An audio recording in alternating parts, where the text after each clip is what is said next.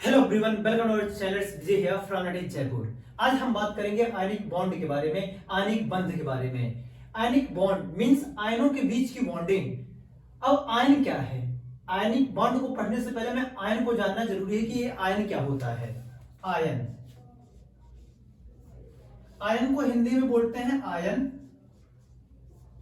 Ion को समझने से पहले हमें चार्ज के बारे में जानना जरूरी है कि ये चार्ज क्या होता है।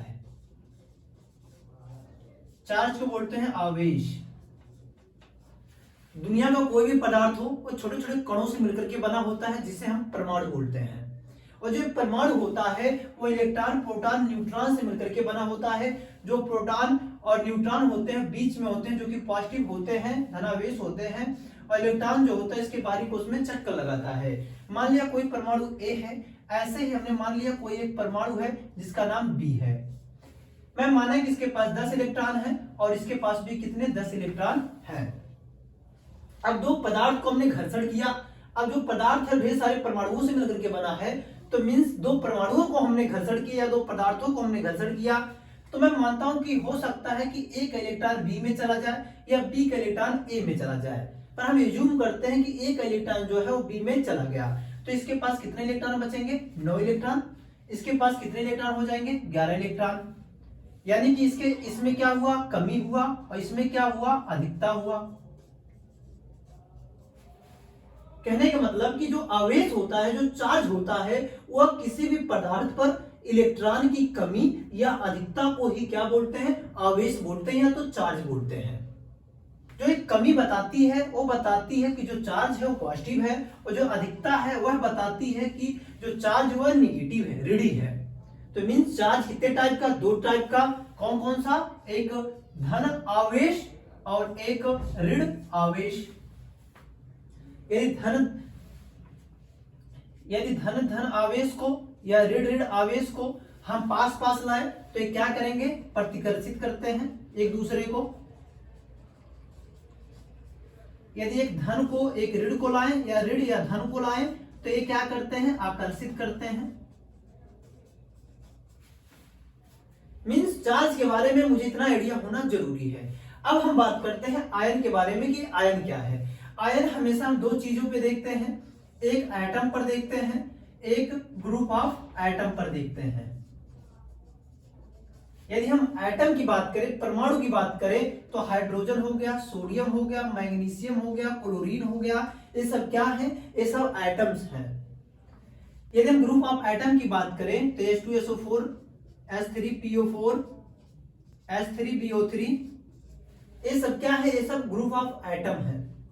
मींस जब एटम या ग्रुप ऑफ एटम पर कोई चार्ज आ जाता है तो वह आयन का रूप ले लेता है। जैसे हाइड्रोजन पे प्लस चार्ज, सोडियम पे प्लस चार्ज, मैग्नीशियम +2, क्लोरीन पे -1।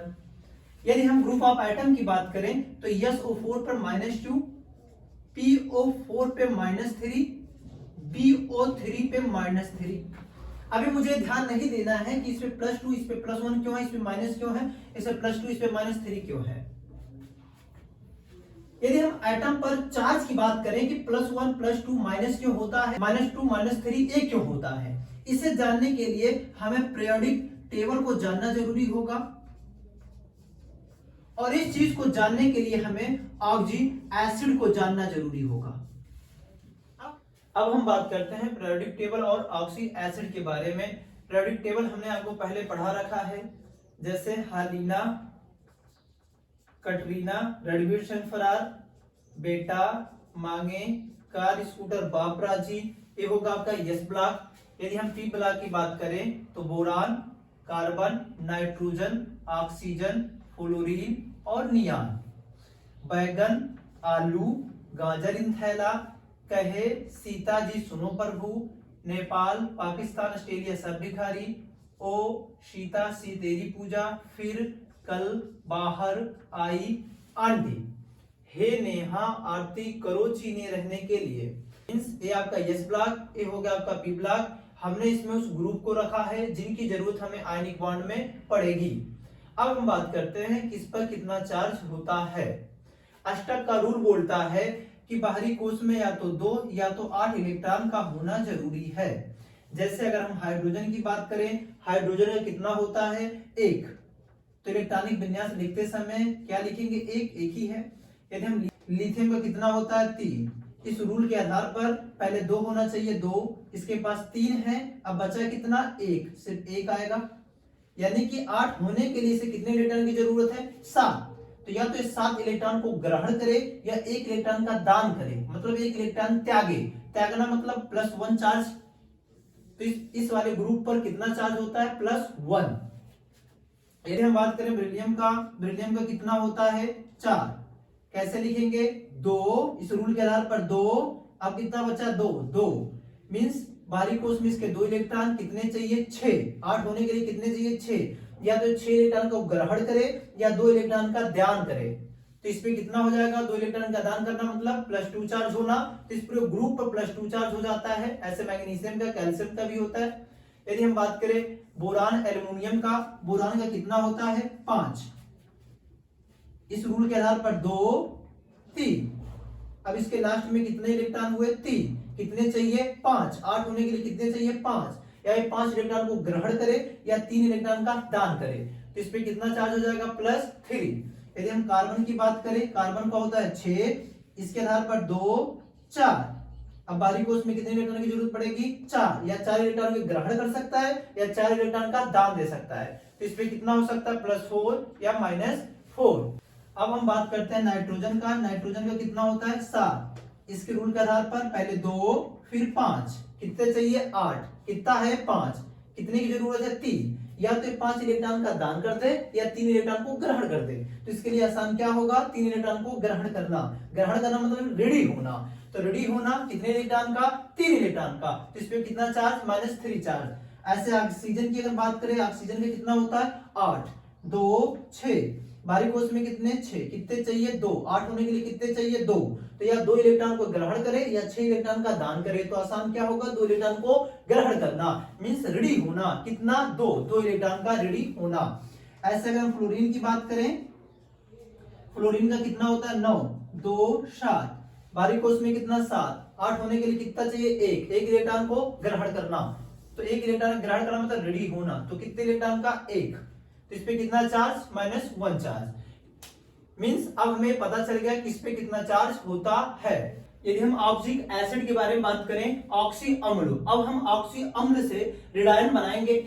ऑक्सी अम्ल जो होगा या तो इक एसिड होगा या तो अस एसिड के रूप में होगा। यदि इक एसिड आता है तो रेडायन बनाते समय इक के जगह पर हम 8 लगाएंगे, यदि अस आता है तो रेडायन बनाते समय हम 8 लगाएंगे। जैसे नाइट्रिक मींस इक आया तो इक को हम किस में चेंज करेंगे 8 में चेंज करेंगे। यदि अस आता है तो उसे हम किस में चेंज करेंगे 8 में चेंज करेंगे, अस को 8 में इक को 8 में। जैसे नाइट्रिक एसिड HNO3, यदि हम एक H+ निकालते हैं तो NO3 पे -1 चार्ज आ जाएगा, एक H+ निकला तो NO3 पे -1 चार्ज, तो इसका नाम क्या हो जाएगा नाइट्रिक, तो इक की जगह पे 8 तो नाइट्रेट। हम बात करें H3PO4 का, तो इसको क्या बोलते हैं फास्फोरिक एसिड। यदि हमने 3 H+ निकाला तो PO4 पे -3 चार्ज हो जाएगा, तो फास्फोरिक एसिड, तो इक के जगह पे 8 आ जाएगा, तो इसका नाम क्या हो जाएगा फास्फेट। यदि हमने 2 हाइड्रोजन निकाला 2H+ निकाला तो एक हाइड्रोजन बचेगा, 2+ हाइड्रोजन निकला है तो -2 चार्ज आ जाएगा, तो इसका क्या नाम हो जाएगा हाइड्रोजन है तो हाइड्रोजन फास्फेट। यदि हमने एक हाइड्रोजन निकाला मींस 1H+ निकाला तो H2 बचेगा, तो H+ निकला तो -1 चार्ज आ जाएगा, तो इसका क्या नाम हो जाएगा 2 है 2 के लिए डाई, 3 है तो ट्राई, तो 2 है तो डाई हाइड्रोजन फास्फेट। क्या डाई हाइड्रोजन फास्फेट, या इसका दूसरा नाम हो सकता है डाई बाई फास्फेट, और हाइड्रोजन की जगह पे भी हम बाई लगा सकते हैं bi phosphate, di bi phosphate. यदि हम बात करें H2CO3 का तो इसे बोलते हैं कार्बोनिक एसिड H2CO3। यदि हम 2H+ निकालते हैं तो CO3 पे -2 चार्ज आ जाएगा, तो इसका क्या नाम हो जाएगा कार्बोनिक, इक है तो 8 आ जाएगा कार्बोनेट। यदि हमने 1H+ निकाला तो पूरे पे -1 चार्ज आ जाएगा, एक हाइड्रोजन निकला तो एक हाइड्रोजन बचा, तो HCO3- तो क्या नाम हो जाएगा बाई कार्बोनेट या हाइड्रोजन कार्बोनेट।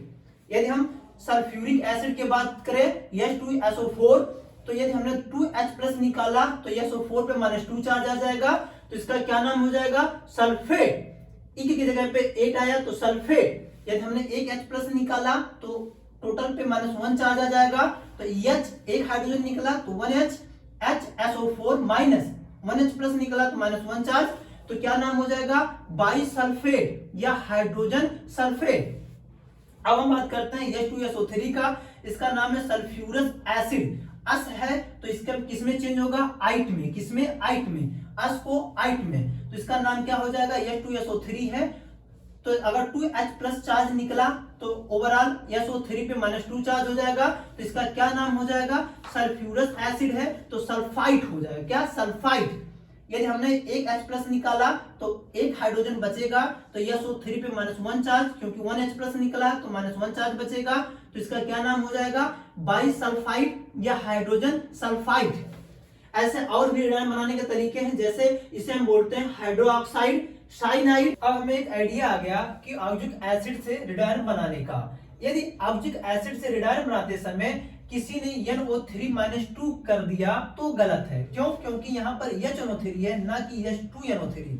H2 होता दो हाइड्रोजन निकलता तो उस पे -2 चार्ज आता, पर एक ही हाइड्रोजन है, तो नाइट्रिक से नाइट्रेट बनाते समय सिर्फ एक ही रेडायन होना चाहिए, एक ही रेडायन होगा।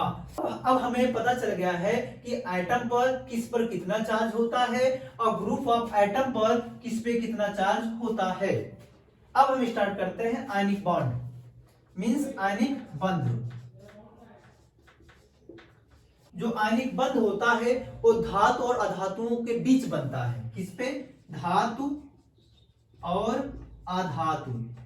जो धातु होते हैं वो इलेक्ट्रॉन दाता होते हैं, वो इलेक्ट्रॉन को देते हैं। जैसे ये सब क्या है, ये धातु है, ये इलेक्ट्रॉन को देते हैं। हाइड्रोजन एक्सेप्शन है, हाइड्रोजन को छोड़ के, बोरान छोड़ के, तो क्या होते हैं, इलेक्ट्रॉन को देते हैं।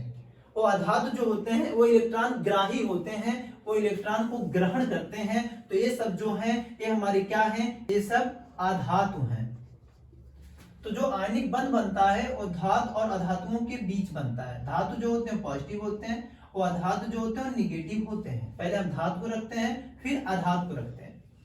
या दूसरे पॉइंट की बात करें तो धातु अधातु से जो बनता है, जो आयनिक बंध से जो आयनिक कंपाउंड बनता है उसमें त्रिविम जालक पाया जाता है। क्या, त्रिविम जालक, त्रिविम जालक पाया जाता है। जैसे हमने कोई धातु ले लिया सोडियम, एक अधातु ले लिया क्लोरीन, तो क्या बन गया, NaCl। तो NaCl जो बनता है वो त्रिविम जालक होता है। तो सोडियम होगा, Na+ होगा, Cl- होगा, फिर Cl- होगा, Na+ होगा, फिर इधर Na+ होगा, इधर Cl- होगा। कहने का मतलब त्रिविम जालक होता है, 3D के रूप में होता है। जैसे अगर यहाँ Na है तो यहाँ Cl होगा, यहाँ Cl है तो यहाँ Na होगा, NaCl, Cl Na। अगर इधर Na है तो इधर Cl तो इधर Na, जिसके कारण इनकी जो भौतिक अवस्था होती है, क्या, भौतिक अवस्था, जो भौतिक अवस्था होती है मतलब जो इनकी बॉइलिंग पॉइंट या मेल्टिंग पॉइंट होती है वो बहुत उच्च होती है। क्या, बहुत उच्च होती है। क्वथनांक और गलनांक जो इनका होता है बहुत उच्च होता है त्रिविम जालक के कारण। यदि हम तीसरे पॉइंट की बात करें तो यह आदिशात्मक होता है। क्या, आदिशात्मक। जो आयनिक बॉन्ड होता है वह आदिशात्मक होता है, इनका कोई स्ट्रक्चर नहीं होता।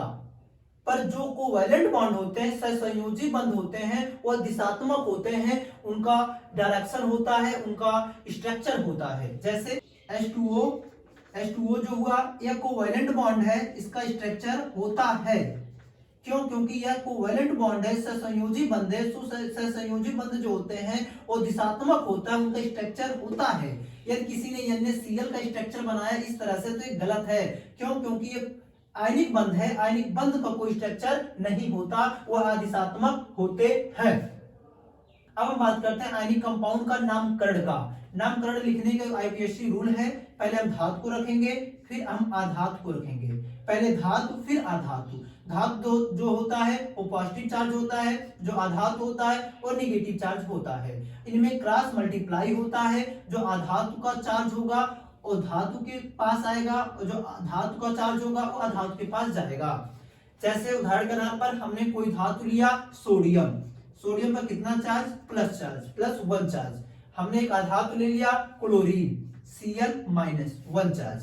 अब इस पे हम क्रॉस मल्टीप्लाई करेंगे तो जो Cl का चार्ज होगा Na के पास, Na का जो चार्ज होगा Cl के पास। जैसे Na लिखा, कितना चार्ज है 1, तो Na के पास 1 आया, Cl पर किसका चार्ज, Na का चार्ज, तो कितना होगा 1 लिखा नहीं जाता तो क्या बन गया NaCl।